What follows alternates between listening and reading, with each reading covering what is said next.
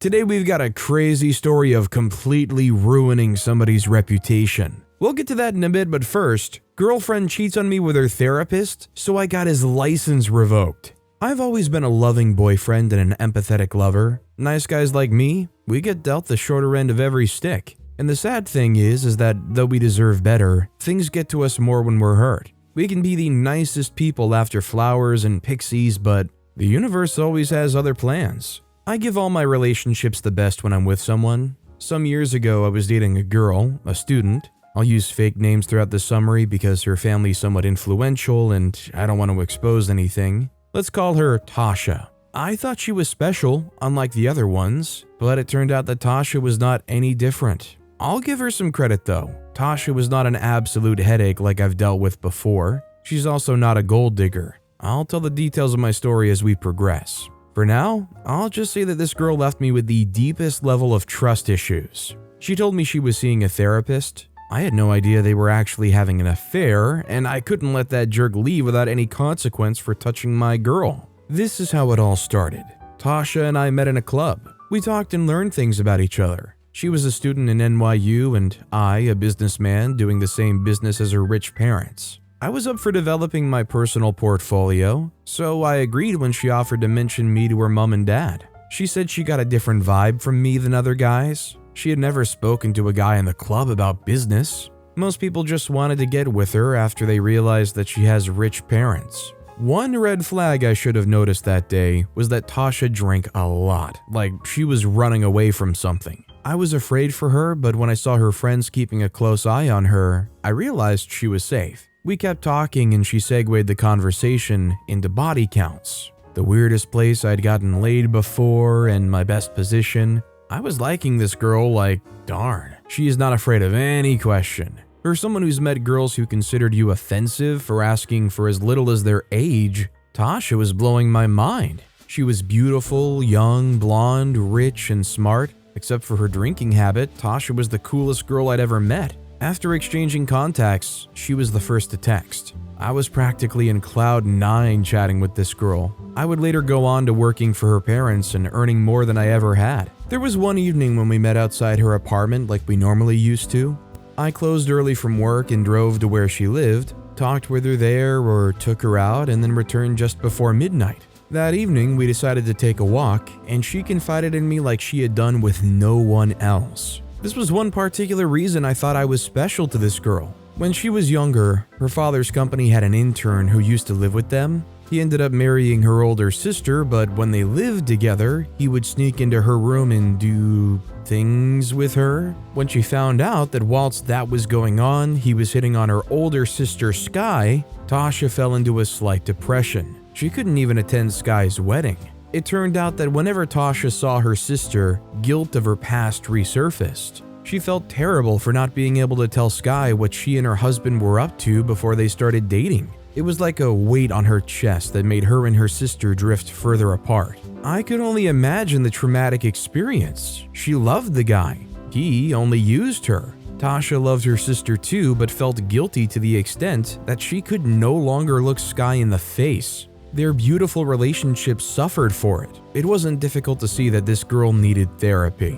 It was then that I traced her drinking problem and her overly sexual behavior to the story she was telling me. I loved Tasha, how easy it was to talk to her. She told me about the lovely things her and Sky used to do when they were younger. I actually felt bad that those things had to stop because of a stupid jerk who came into her life. It was me who suggested therapy to her. Tasha was surprised but relieved to hear it from me. She thought so too, but wanted confirmation. I wished to help her organize a psychologist to see her, but she said she would handle it herself. I don't think she had ulterior motives at the beginning. She just trusted her family psychologist better because he was for the rich, upper-class citizens. I actually researched the guy and found him to be legit. Even New York celebrities came to him from time to time. Tasha wanted to keep her visits to the psychologist from her sorority sister and family. I was the only one who knew. I felt indebted to this girl because she trusted me with so much detail of the past. It was like I couldn't let her down, and being the only one who knew certain things about her, I had the responsibility to look after this girl like no one else would. She could drive, but I was the one who always took her to the therapist's office in my car. Tasha didn't want anyone to recognize her car in the parking lot. She had a lot to be afraid of because if anyone found out, it could be a big deal given her caliber and the status of her family. Before going back there to pick her up, I would confirm the time she gave me. This went on for weeks. Soon, I could see the result of it.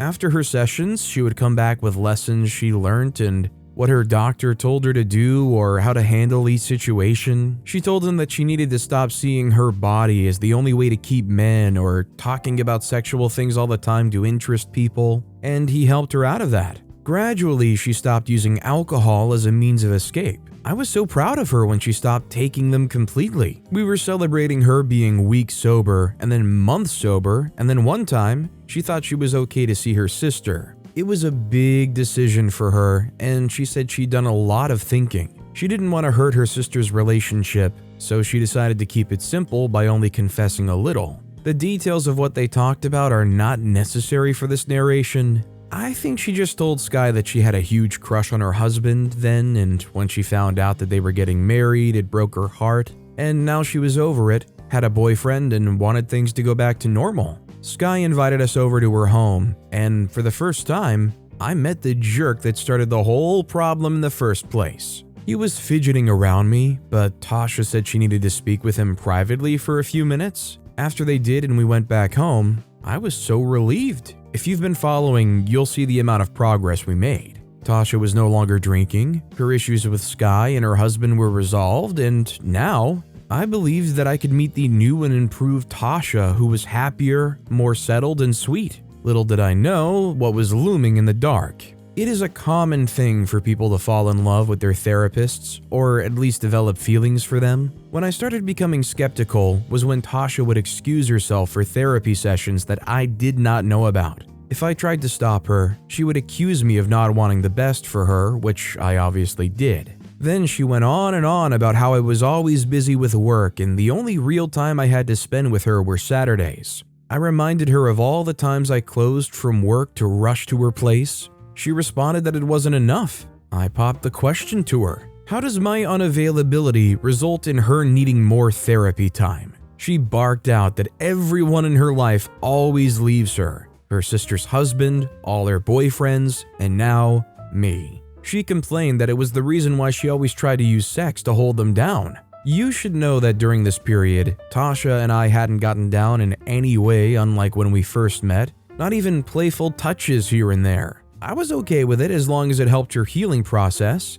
so when she brought the whole thing up, I kind of flipped. I was so furious about how much I supported her by not sleeping with her, and she was recalling only the parts that suited her argument. That was pretty much it for me. We stopped talking, but when her parents threw dinners and invited me over, we would show up, holding hands like nothing ever happened. Deep down, we knew that everything was wrong. Her parents even got excited, saying that Tasha became more cheerful when we started dating. They complimented that no one had ever made Tasha so happy. I couldn't claim the accolades, although I smiled at her mom and dad for being so generous with their words and food. Right then, I got determined to get to the bottom of the whole matter. Was she hooking up with her therapist? I needed to know. Still, I was the only one I confirmed that knew about Tasha seeing a therapist. I offered to drive her to the place one time. She blew me off, but I persisted. When I dropped her this time, I walked her to the front desk, talked to her doctor's receptionist,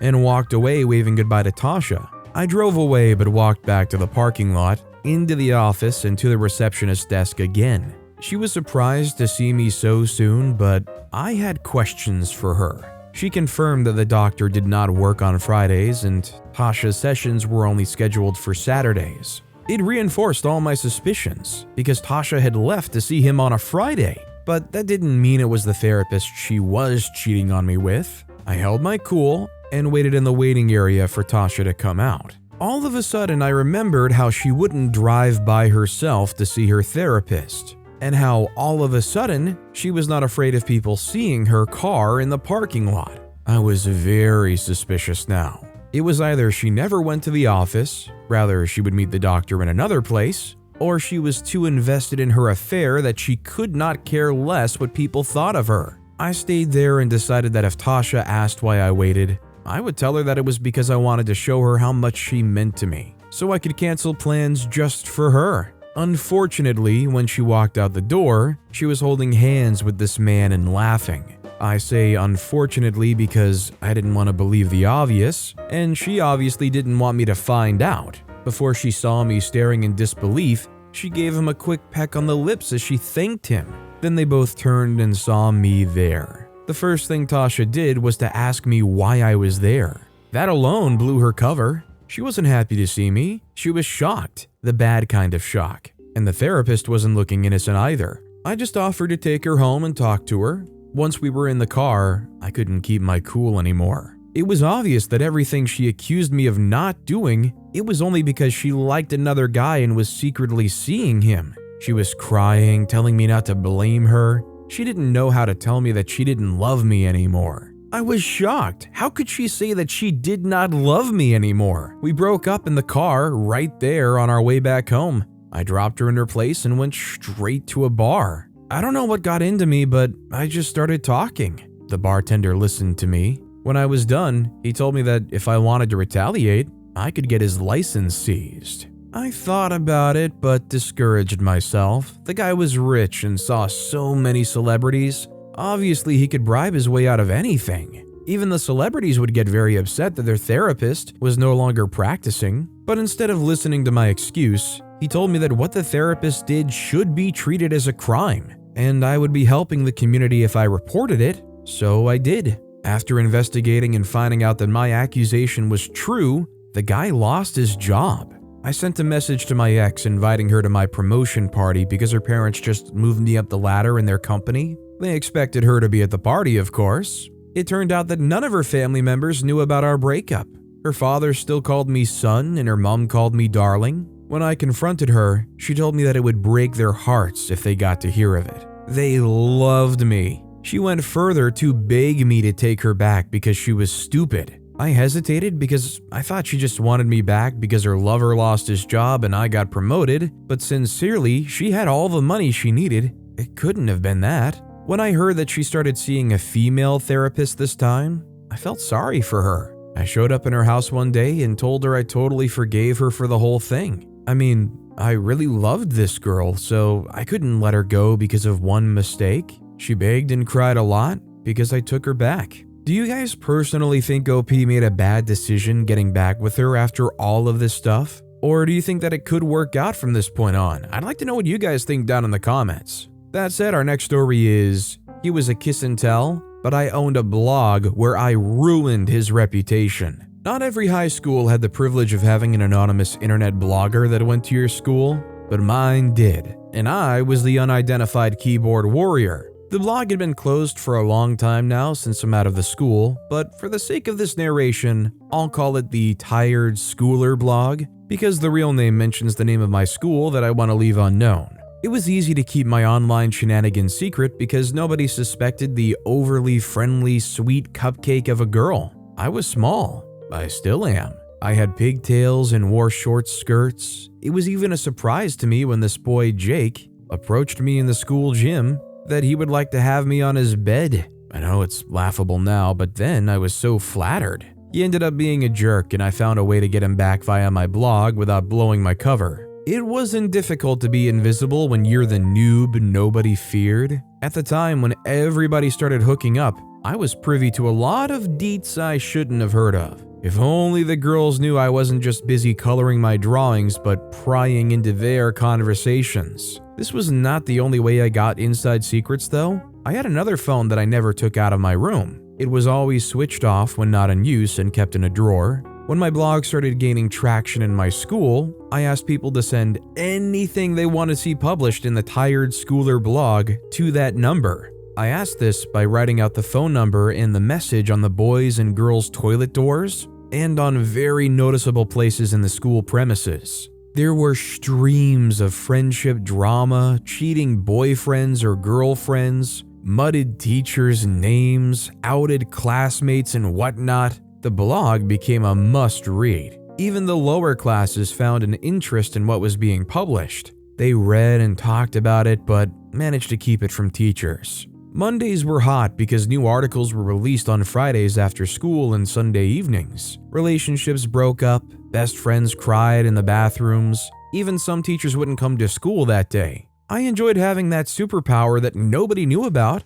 and since nobody was messing with me at the time, I didn't have to write anything personal. And then Jake happened. I was wearing my tight and high gym shorts one Wednesday afternoon. Thinking back now, I guess I had ulterior motives because, hey, every other girl in school was hooking up except me. Being unpopular had its adverse effect.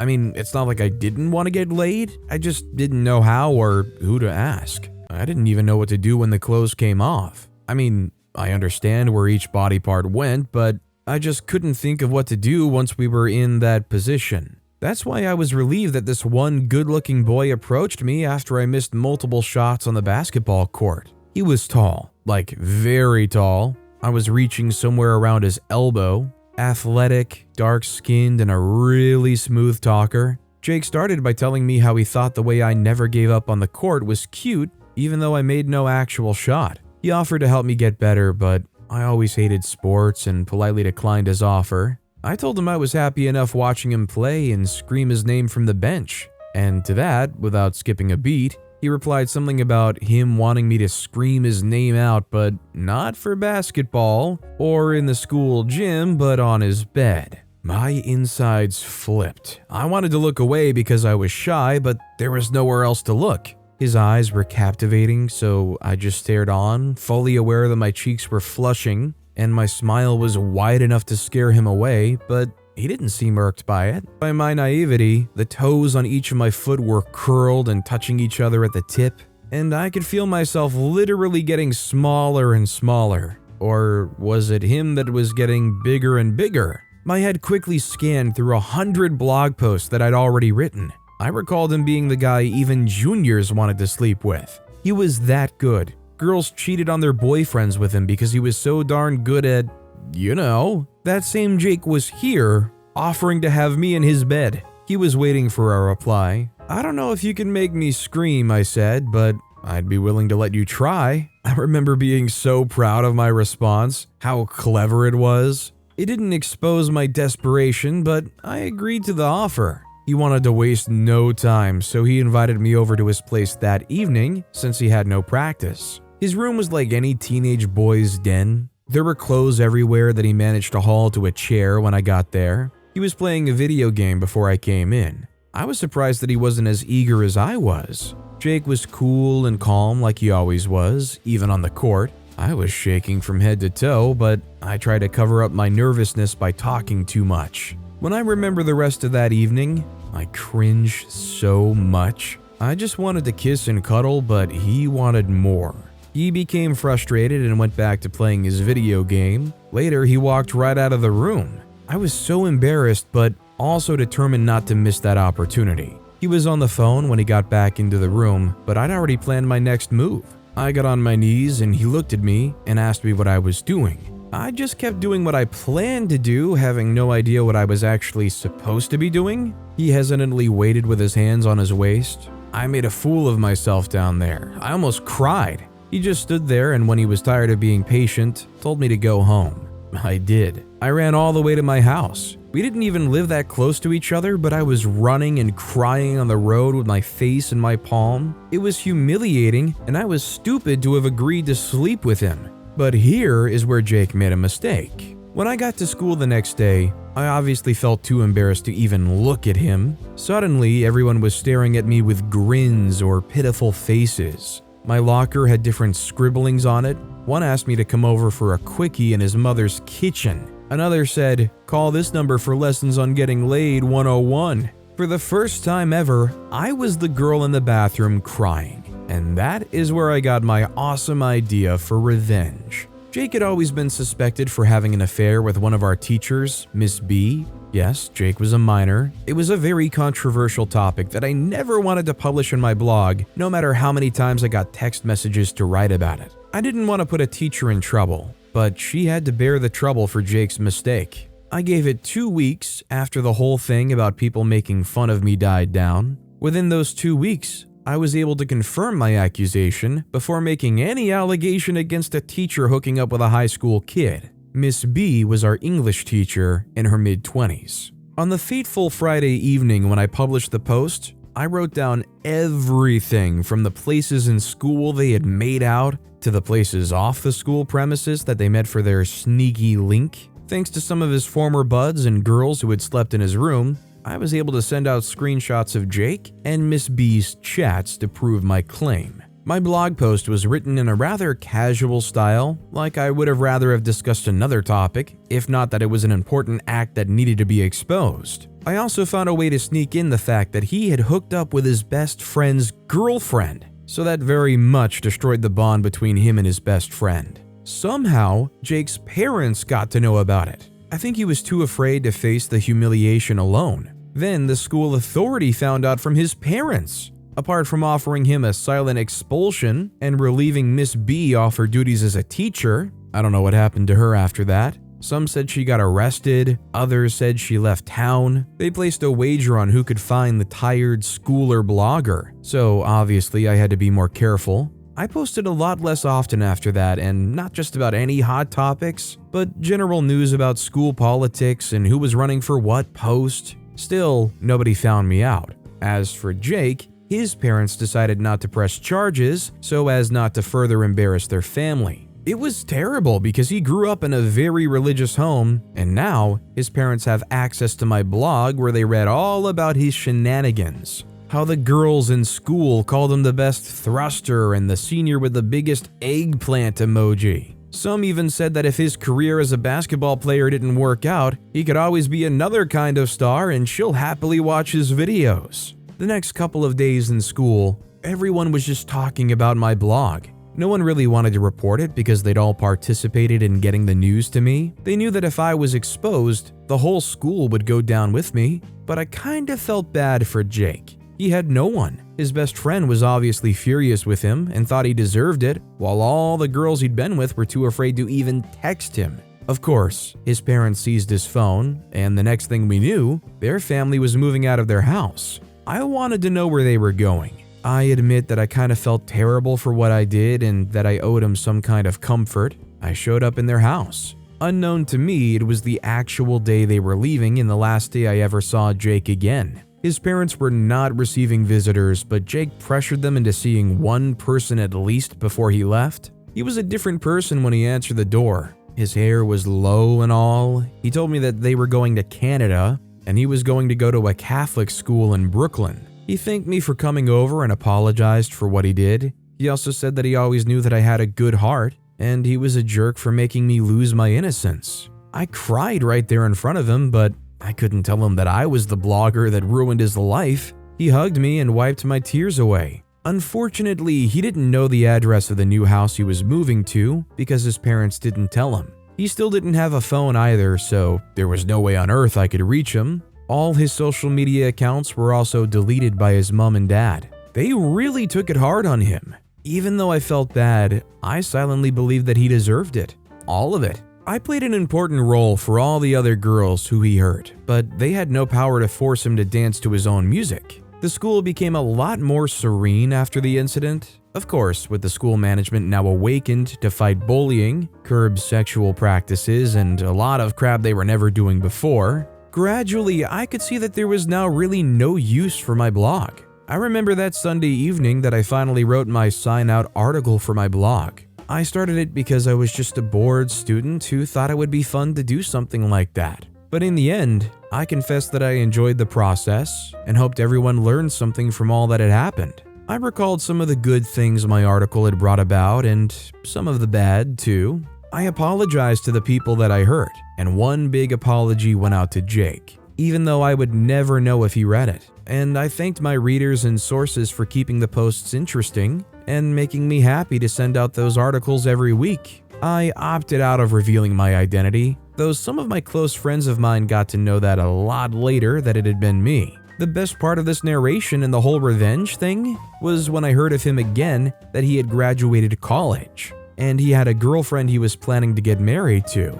I always felt like I ruined his life, but maybe all I did was ruin his reputation and set him on the right course of life again. Am I proud of myself? Yes, maybe, but I definitely don't feel like a horrible person for serving him a taste of his own medicine. I know he learned from it too. Is what OP did a bad thing? Like, were they really a bad person? I doubt it. I mean, they exposed something that honestly needed to be exposed. It's illegal for a reason what that teacher did. And beyond the obvious age issue, the inclusion that there is an obvious power dynamic issue too. But with that being said, that's all the time we have for today. Now, if you want to hear another crazy revenge story, check out that video on the left. Or if you missed my latest video, check out that video on the right. That said, I'll see you all next time with some more stories.